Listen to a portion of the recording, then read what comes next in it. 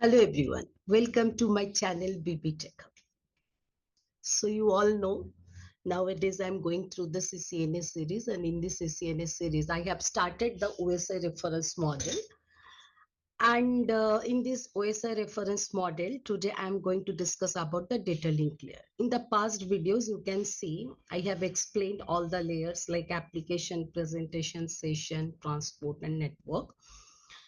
And in this layer, you can see how vital this data link layer. In the previous video, I told in the CCNA, we maximum deal with the concept of the network layer and the data link layer. Previous video, I also told you about the network layer, and in this video, I'm going to discuss about the data link layer. Okay, so this is the second layer of OSI model. So nothing to say, you understood also. So in this second layer of OSI model, what happens in the data link layer at the sending end, and if I go for the receiving end, in the sending end, the data link layer is receiving the data from the network layer. Is it clear? Then it is adding the header, and along with it is adding the trailer also. And then it passes it to the physical layer. And the just opposite function happens in the receiving end. What happens? The data link layer receive the data from the physical layer, and it will detach the header. It will go for the error checking along with the trailer, and then it will pass the data to the network layer. So is it clear? Getting the data from the network layer and again passing the data to the physical layer at the sending end, and the receiving end receiving the data from the physical layer and passing the data to the network layer. We call it is as the second layer, and these are the main function. In this layer, there is a concept of framing of data, physical addressing, access control, flow control, and error control. So first of all, we will see that is the framing of data. What happens when this layer receives the data from the network layer? In the network layer, we call the data as the packet. Same packet, when it is coming to the data link layer, it is termed as the frame. So remember, whenever I will talk about the frame, so you should understand I'm talking about the data link layer. If you hear the word that is packet, so back of the mind, we have to think we are dealing with the network layer. Okay, so in the data link layer, data is called as the frame. And how the frame happens and what is the format of the frame, we will see. If I go for the Ethernet frame, you can see these are the frame format. The first 7 byte of the frame is the preamble, then 1 byte is the SFD, then the 6 byte is the destination MAC, next is source MAC, also 6 byte, then length of the frame is 2 byte, then data field, that is the actual payload, that is 46 to 1500 bytes, and then the error checking code, that is FCS, or you can say the CRC, that is of 4 bytes. Okay, always remember these two things we never count when we are counting the length for the frame. These two things we don't count. This comes under the synchronization. This is the actual length of a frame. So now the thing is that what will be the size of a frame? If you go for a data link layer, you can see the frame size minimum. Everyone be careful, it is very important. Minimum frame size. What will happen? You see this destination MAC, you have to take the source MAC 6, you have to take the length of the frame. If you take minimum data of 46 and then 4, then you will get this is 64 bytes. And remember, any frame, if we consider the data link layer, it must be minimum 64 bytes. Then only switch will forward the frame. If any frame that is less than 64 byte, switch will not forward this frame. Is it? And if I go for the maximum, so if I go for the maximum, what will happen? So we have to take this all the things 6 byte destination by MAC, 6 byte source MAC, 2 byte length of the frame, and if I consider as a 1500 byte, because this is the maximum data field, and then 4 bytes. This is 15, 18 bytes. So in general, we say in Ethernet, the minimum frame size is 64 byte and maximum frame size is what? 1518 bytes. You see, I have written over here. 1518 byte is the maximum length of a frame. Minimum is 64 byte. Any frame below 64 we called as runt. R-U-N-T. Runt. Is it clear? Now, what is the payload field? This is the size of a payload field. A payload field or data field which actually need to be transmitted must be 46 byte to 1500 bytes. This 1500 byte is called as MTU, maximum transfer unit. What it is? This is called as maximum transfer unit. And remember, L2 MTU and layer 3 MTU both are different. In the layer 2 MTU, a frame is capable of carrying maximum 1500 bytes. If the data is more than 1500 bytes, then switch start forming the another frame. Am I clear? In the data link layer, always remember the device is switch, which deal with the MAC address of the devices. Am I clear? Because in the data link layer, the addressing scheme is we are using is the MAC address, and that is called the physical address. Okay. So what we have seen, the size of a frame.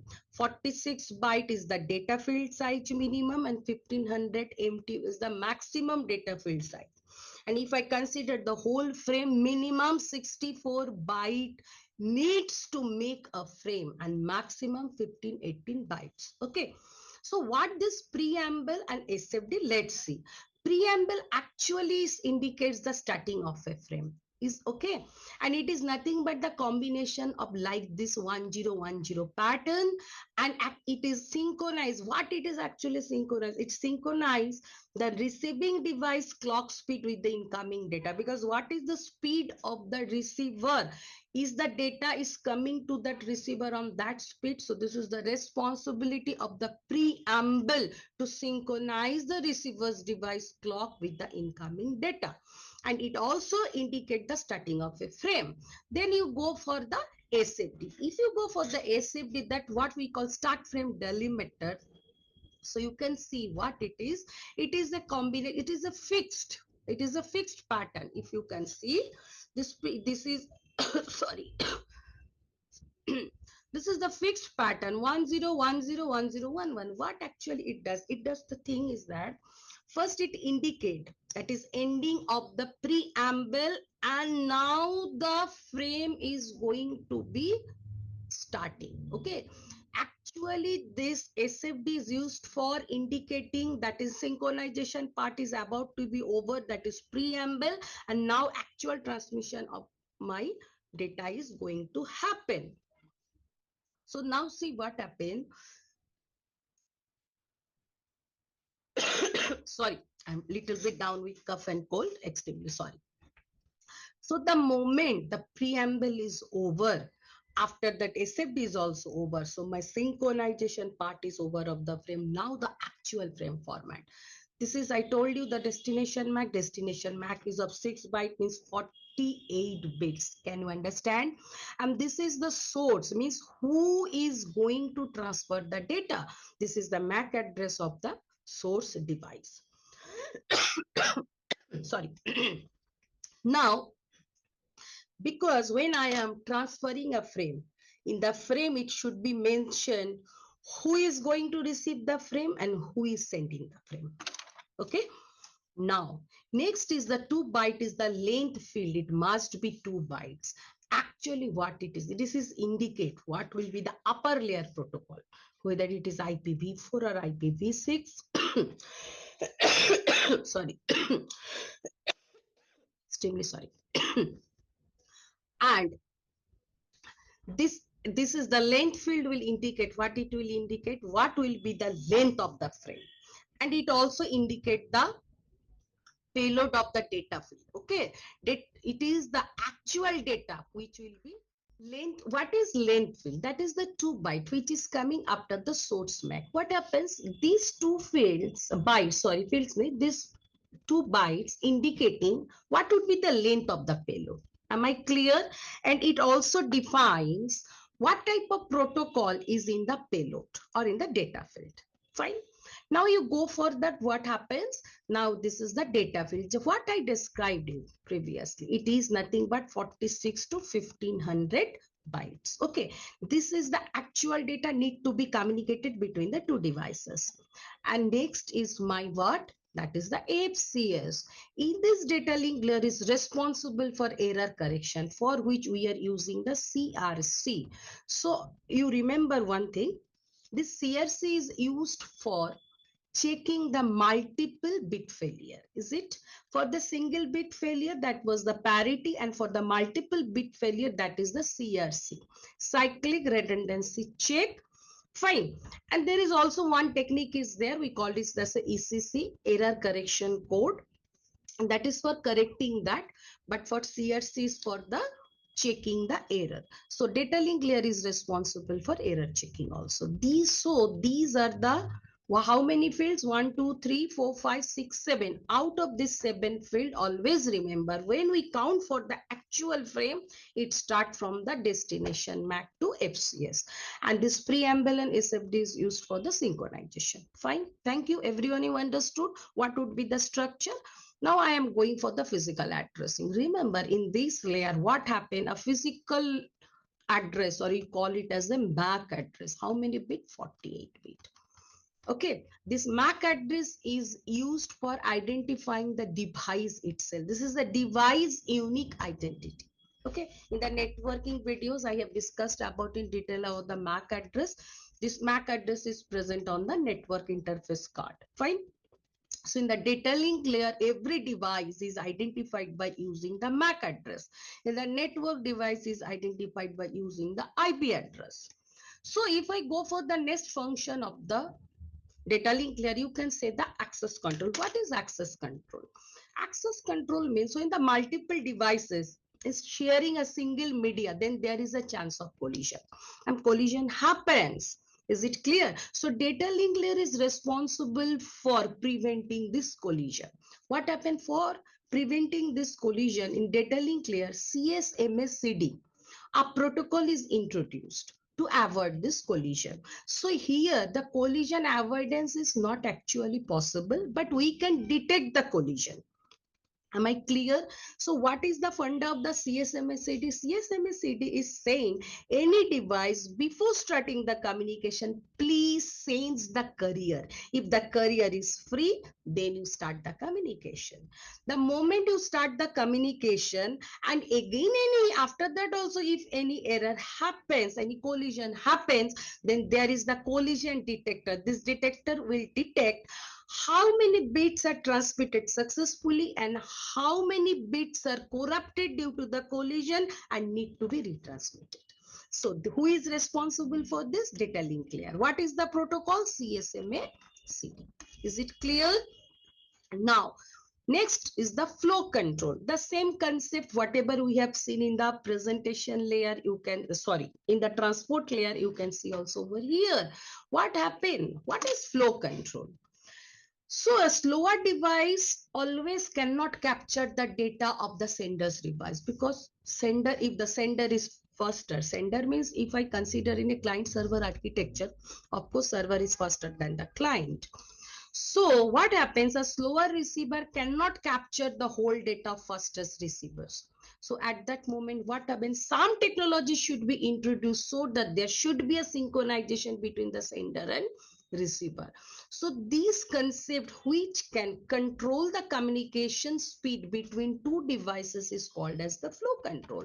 So data link layer is responsible for the flow control. And last one is the error control. So you have seen in the data link layer, this is the only one layer where trailer is added. So what is this trailer is doing? This is carrying some information, some bits, which identify how many bits are lost during the transmission. Am I clear? Why? I told you previously, I am going to establish a communication system. I want to transfer the data. I am receiving the data. But if the data is corrupted, then it is meaningless.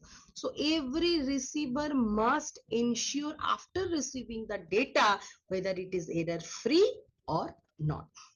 So who is checking this thing? Data link layer is also checking. So data link layer is responsible for checking whether any frame is corrupted or lost during the transmission. Then data link layer again retransmit this corrupted frame. Is it clear, everyone? So these are the main functions of the data link layer. So you understood from the application layer to the data link layer how data has been changed. It was data, then it became segment, then it became packet, then it became now frame. Then now next, what next? The next will be the physical layer. Okay. And in the next video, I will discuss about that. So thank you.